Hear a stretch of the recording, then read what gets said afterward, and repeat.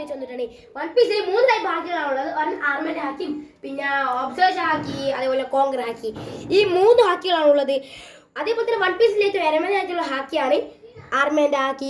ഇത് ഏറ്റവും പ്രധാനമായിട്ടുള്ള ഹാക്കിയാണ് കേട്ടോ.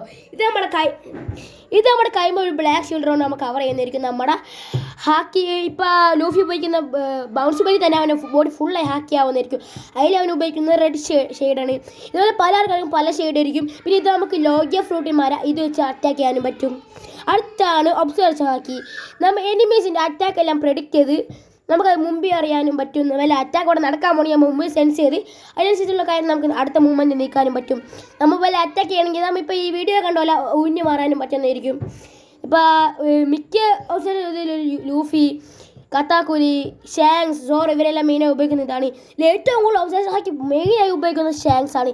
ഷാങ്സ് ഇതൊരു മാസ്റ്റർ ഓഫ് ദ ഹാക്കി എന്ന് വേണമെങ്കിലും വേറെ പേര് പറയാം. അടുത്തതാണ് കോങ്കർ ഹാക്കി.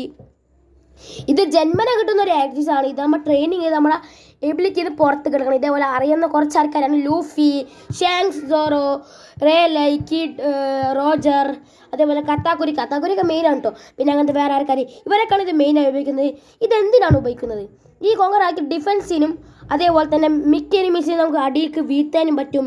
നമ്മളെ ലോ ആയിട്ടുള്ള ആൾക്കാരാണെങ്കിൽ നമ്മൾ ഇത് ഉപയോഗിച്ചാൽ തന്നെ അവർ ചിലപ്പോൾ കത്തമായി പോകും. നമ്മളെ കടയിൽ മിഡ് ആയിട്ടുള്ള ആൾക്കാരാണെങ്കിൽ നമുക്കിത് പിടിച്ചെടുക്കാൻ പറ്റും. ഇത് നമ്മൾ ലോ ആയിട്ടുള്ള ഹൈ ലെവലൊക്കെ ആണെങ്കിൽ നമുക്കിതിനെ ഇവരെ തീർത്തും ഇവരെ ഫിനിഷ് ചെയ്യാനും പറ്റും. ഇപ്പോൾ അടിപൊളി ഇഷ്ടപ്പെട്ടെങ്കിൽ ലൈക്ക് ചെയ്യുക, സബ്സ്ക്രൈബ് ചെയ്യുക. ബൈ. അടുത്ത വീഡിയോ ആയിട്ട് വീണ്ടും കാണുന്നേരം ബൈ.